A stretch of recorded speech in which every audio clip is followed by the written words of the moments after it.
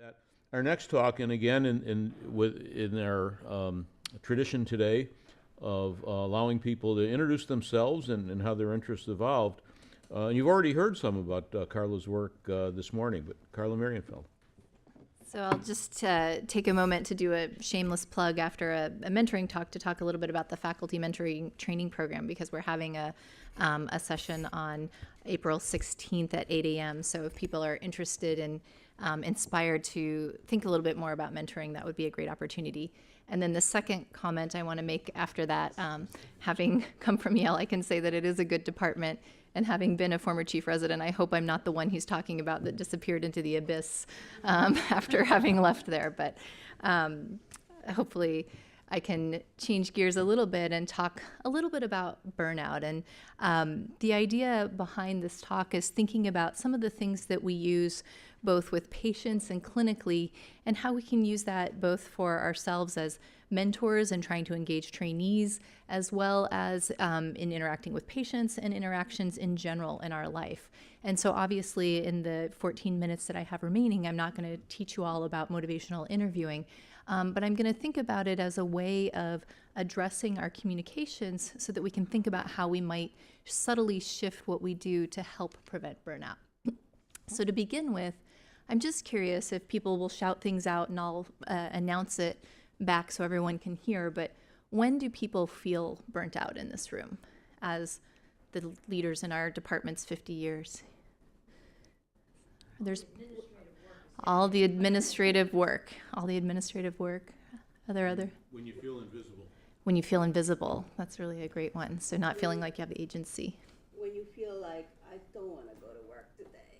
So you're so burned out you don't even want to try anymore. You don't want to go to work anymore that day. And are there certain ways in terms of how you feel burnt out? Exhausted. Fatigue. Giving up, right? A little bit. So it's... Sometimes when two or three people are not getting better. So feeling like your best efforts aren't even getting you where you want them to be. So that's actually a really good segue then to thinking about how this might help. So when we think about motivational interviewing, we think about it as a way of arranging conversations that you participate in. As a conversation, I think interviewing is a little bit of a misnomer, really a conversation, so that people talk themselves into change. And in this context, whatever that positive behavior it is that we're trying to get accomplished, whether it's having the administrative work done, or having the support needed to get things done, or having your patients do what you want them to do, based on their own values and interests. So again, this is my sort of favorite quote to broadly define what motivational interviewing is. And it's something that's directional. We want there to be a positive change in some direction. We don't want to just listen nicely to whatever people are saying. It's intentional. We are going to do something specific to try to achieve that end. And it's practical in the sense that this is useful in sort of day-to-day conversations to think about. And so when we think about change, it is something that occurs often. So Dr. Braff, I think, mentioned the importance of having some sense of the realities of the limitations. But in actuality, we're making decisions all the time, every step of the way, every day. And this changes are going on all the time in terms of how we're making these decisions. And how we approach those situations can help facilitate that change in a subtle way. So one of the concepts that's key in motivational interviewing that I felt like was really helpful to thinking about burnout is this concept of the writing reflex. So most people in this room are physicians and psychologists and social workers and probably nurses, and if I missed anyone, I apologize.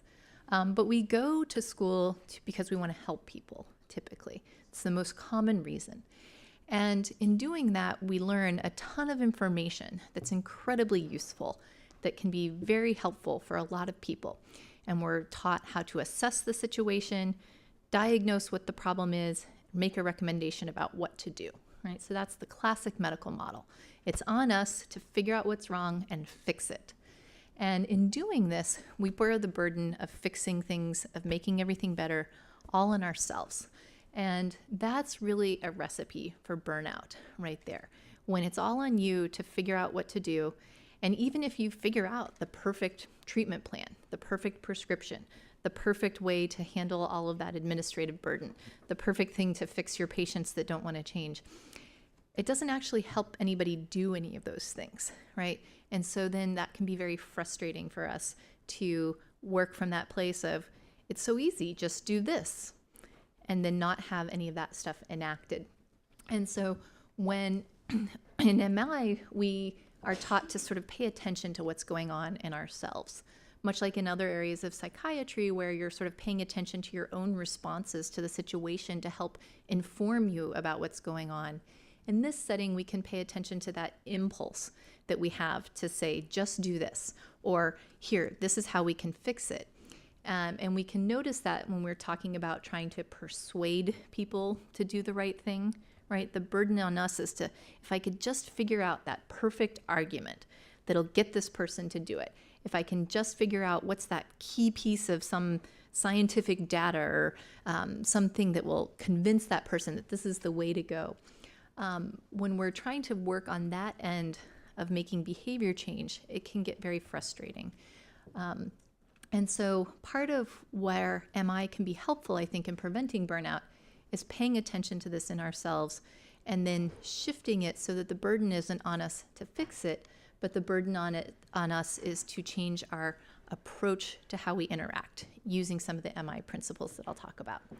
So in MI, we often shift from thinking about people are unmotivated or don't want to change or don't want to do these things to they're always motivated for something, right? So what is that motivation?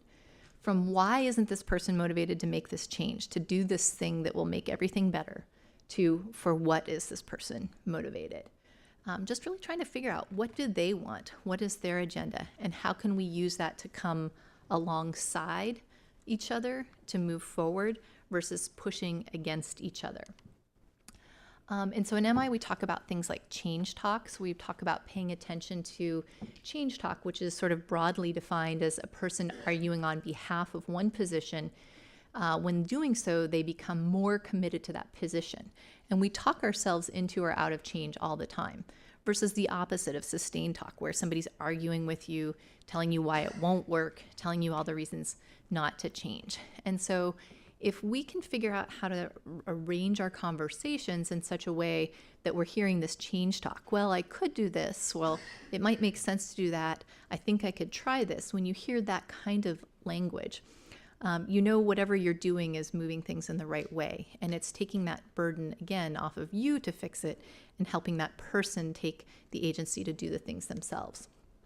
And so we think of MI as having these different types of communication styles. So we can think about, on the one end, having a directing style, which is that classic medical model that I talked about, where we assess the situation, we diagnose it, we prescribe, we're leading the way. And we can think about the opposite end that comes from a very humanistic place, where we listen to the situation, we understand what's going on, but we're really just kind of going along with whatever that other person wants, whether it's helpful or not. And in motivational interviewing, we're in the middle. We do what's more of a guiding style of communicating with people, where we do want to draw out and listen and encourage people, much like the following style. But we're also a little bit directive in that we want to motivate the person to make changes in the positive direction. And so we think about this sometimes as the spirit of motivational interviewing, where we're thinking about this idea of, instead of wrestling with the person that leads to that burnout, that feeling of we're both digging in our heels, to this idea of dancing. And if you think about the analogy of dancing, if you think about somebody who's a good leader in a dance, they really have their movements adjusted such that the person who's following naturally flows into that space. And if you've danced with somebody who's a good leader, it makes you look very good because you just naturally move into that space. And so, again, in 15 minutes, we're not going to have time to go through all of the techniques of MI, but that idea of thinking about how we can adjust our communication to allow the conversation to have more of that we're moving together towards something as opposed to against each other and being stuck in one place. So when we talk about this spirit of motivational interviewing, we're talking about partnership. We are in this together.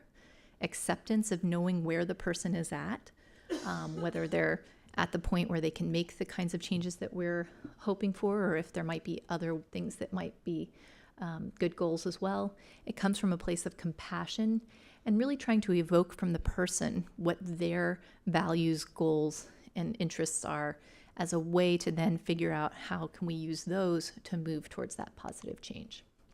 So some of the skills in motivational interviewing, we use a lot of open questions, a lot of affirming the person's character or values or self-efficacy, the types of things that we want to reinforce.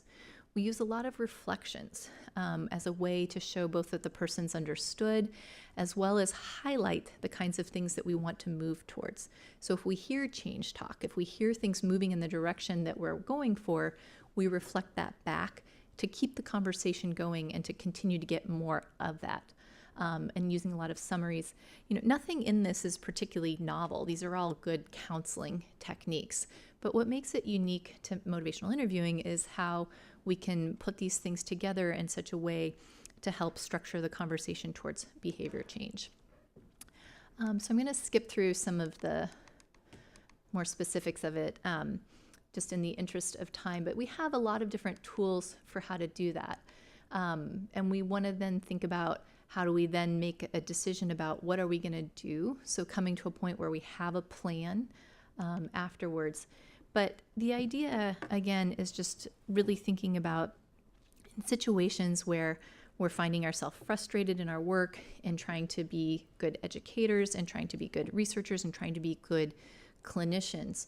Are there things that we can do and skills we can learn that can help us then come together in such a way that we don't have to take on that burden of having to fix everything, that we can be the agent to facilitate the conversation and try to help move towards change through that. And so with that, I think we can open it up for some discussion.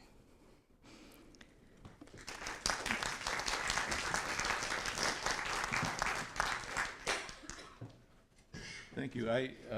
As you were winding down, I was thinking of a patient I saw yesterday, and I wish I had heard you talk about this before I saw that patient yesterday. I would have done a much better job.